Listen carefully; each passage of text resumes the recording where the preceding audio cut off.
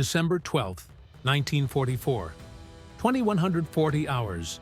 Supreme Headquarters, Allied Expeditionary Force, Versailles, France.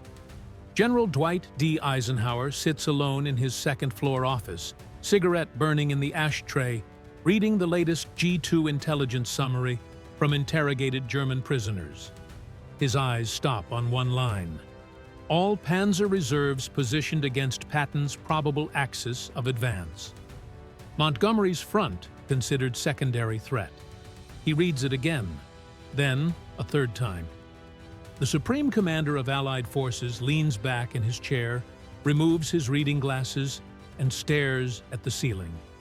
4.5 million men under his command. A 1,000-mile front. And the enemy's entire strategic calculation rests not on where the Allies are strongest, but on fear of one unpredictable American general. Eisenhower stubs out his cigarette, picks up the phone, and calls for his chief of staff. In the conversation that follows, quiet, tense, devastating, he will admit something that reshapes the final 6 months of the war. What Eisenhower said in that room would expose a truth the Allied public was never supposed to hear. That Germany's best generals feared George Patton more than the man leading twice his forces.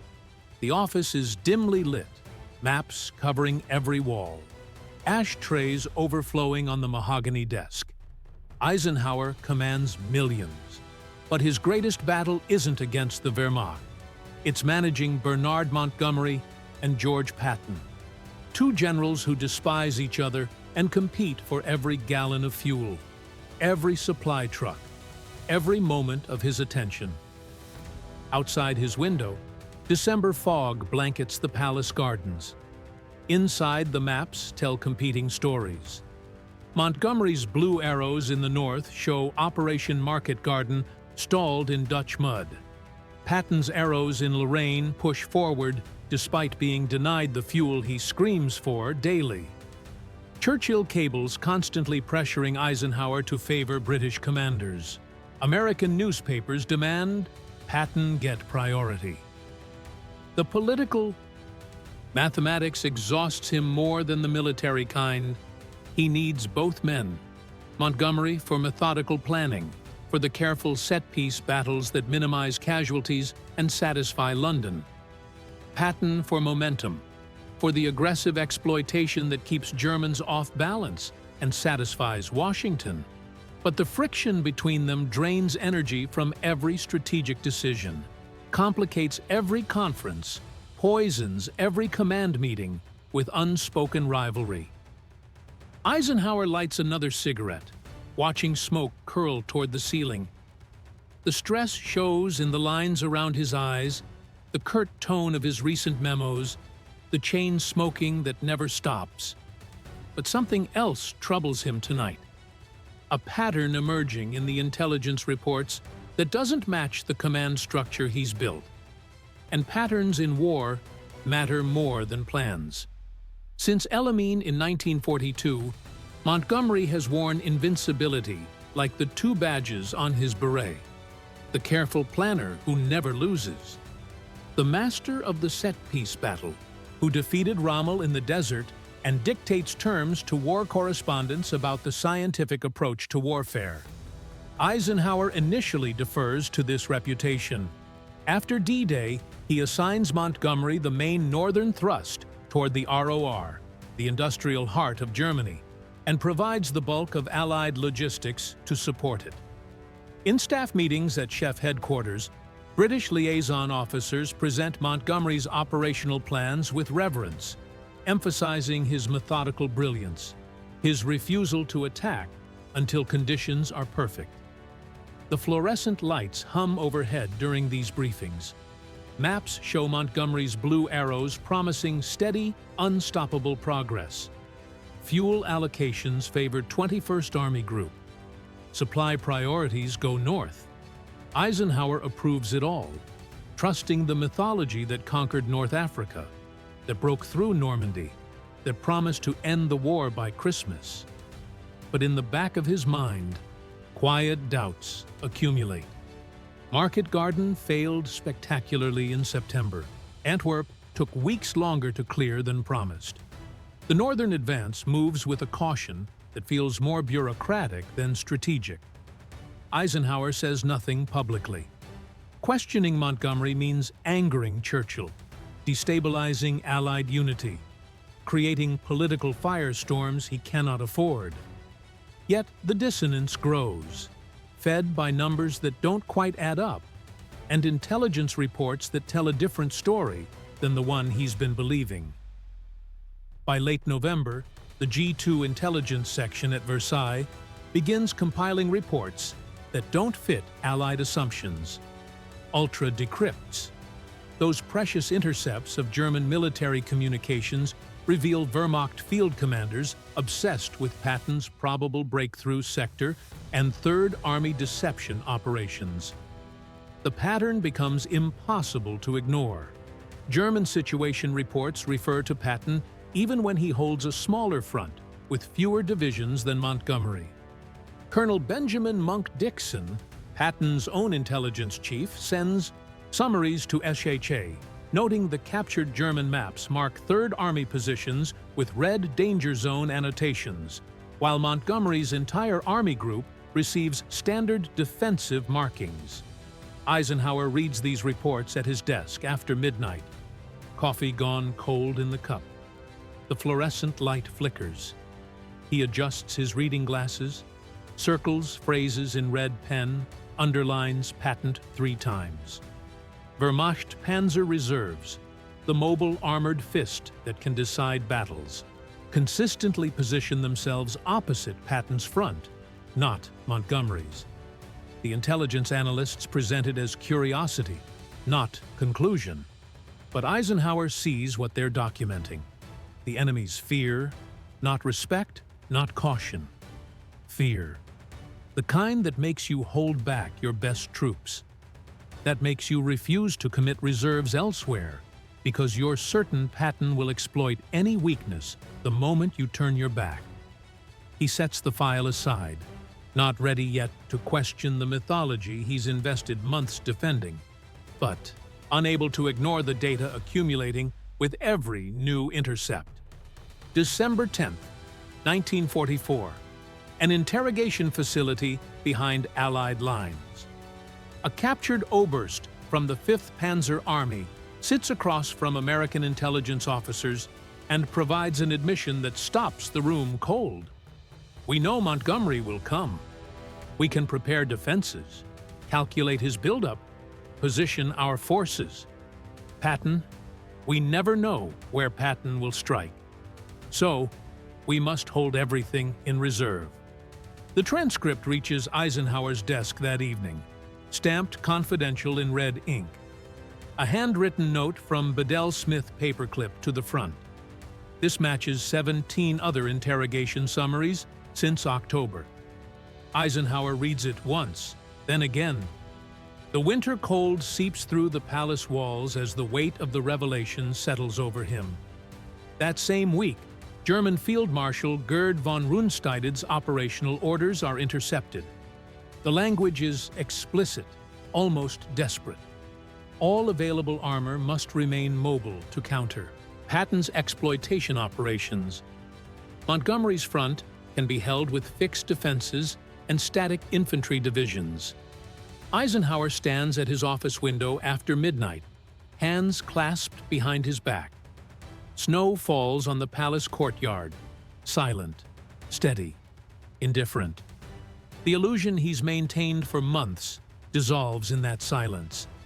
Not that Montgomery is incompetent, but that the enemy doesn't fear him the way they fear Patton. The Germans respect Montgomery enough to build defenses. They fear Patton enough to refuse committing reserves anywhere else. And Eisenhower has been allocating resources based on Allied mythology rather than enemy psychology. December 11th, Eisenhower orders his operations staff to compile comprehensive analysis. Where are German Panzer and mechanized divisions actually positioned along the Western Front? The order is quiet, almost casual. but everyone in the room understands what's being asked. The resulting maps, laid out on the massive table in the SHAEF War room, tell an undeniable story. Against Montgomery's 21st Army Group, 33 full divisions, overwhelming logistics, clear priority. The Wehrmacht positions 6 Panzer divisions in static prepared defenses. Against Patton's 3rd Army, 12 divisions constantly fuel-starved, operating as a supporting effort. 11 Panzer divisions, plus all mobile reserves within 48 hours striking distance. The mathematical disparity stuns the room into silence. Patton faces nearly double the armored opposition with a third of Montgomery's strength. Yet 3rd Army still advances faster, penetrates deeper, keeps the enemy more off balance than the main effort in the north. Eisenhower traces the red enemy unit markers with his finger. Each one represents thousands of German soldiers, hundreds of tanks, entire formations positioned not where Allied strength is greatest, but where German fear is greatest. The overhead lights cast sharp shadows across Europe. The numbers scream what the mythology has been hiding for months. In that moment, standing among his silent staff in the war room, Eisenhower realizes he's been fighting the wrong war.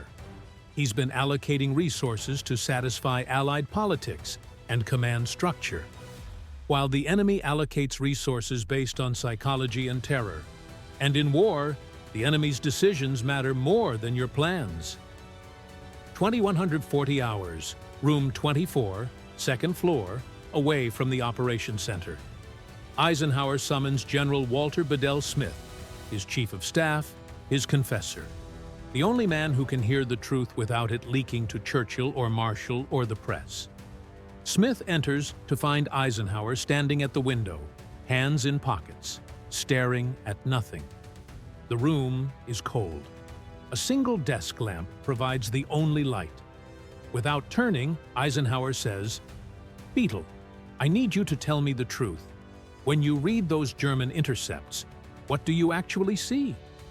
Smith hesitates. "Then they're positioning for Patton, sir.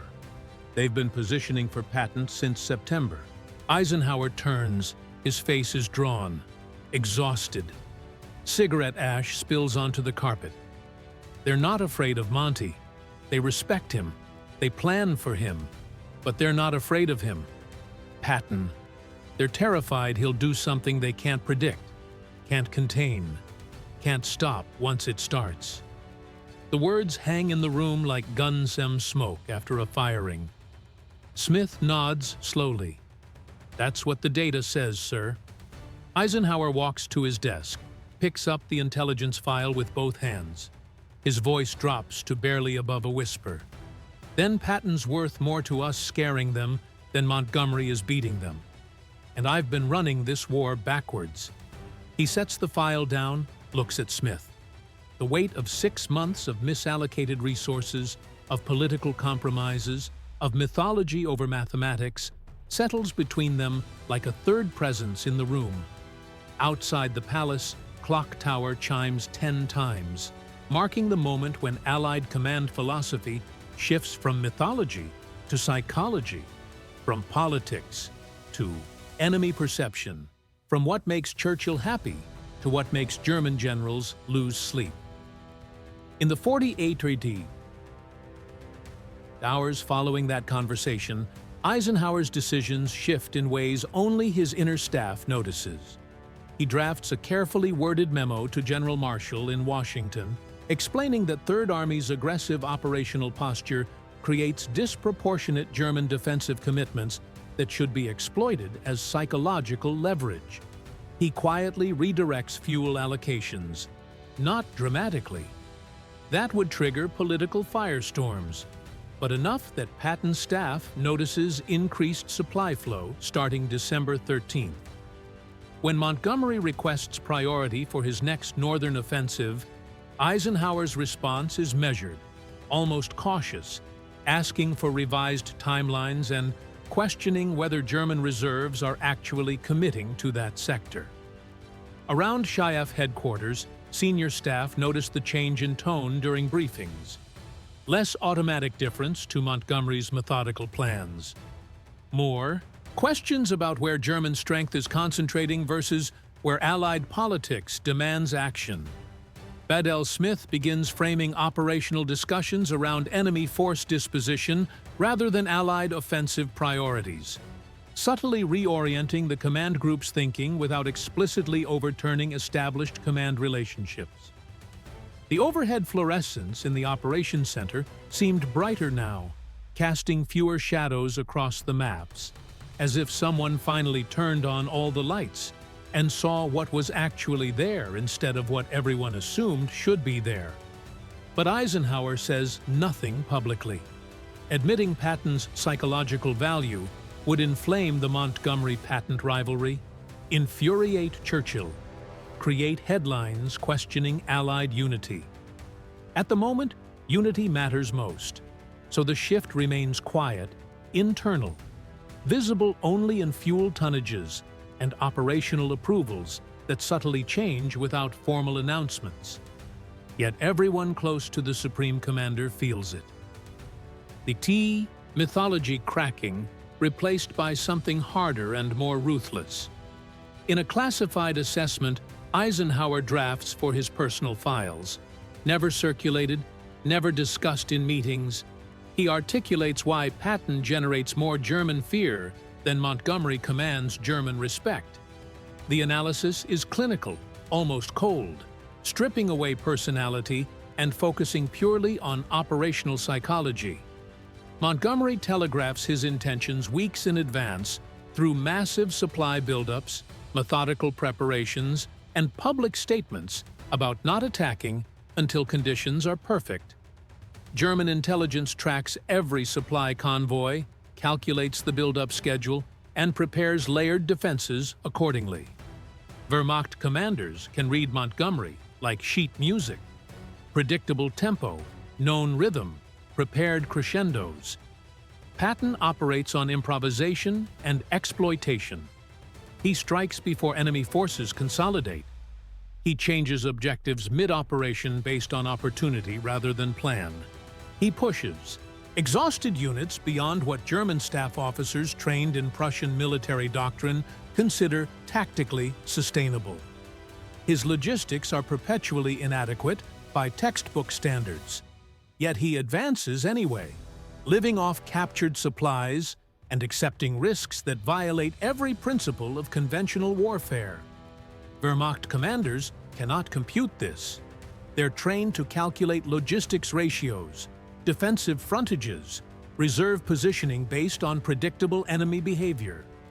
Patton's behavior isn't predictable. It's instinctive, opportunistic, willing to gamble on chaos.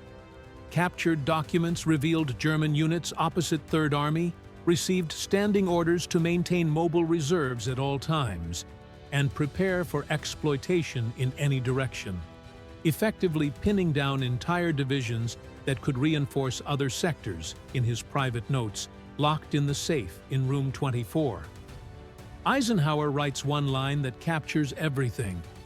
Patton's value isn't in the ground he takes. It's in the ground the Germans won't leave because they're afraid he'll take it. The page sits in darkness, too politically sensitive to share, too strategically important to ignore. 4 days after Eisenhower's realization, the Germans launched their surprise offensive through the Ardennes, the Battle of the Bulge.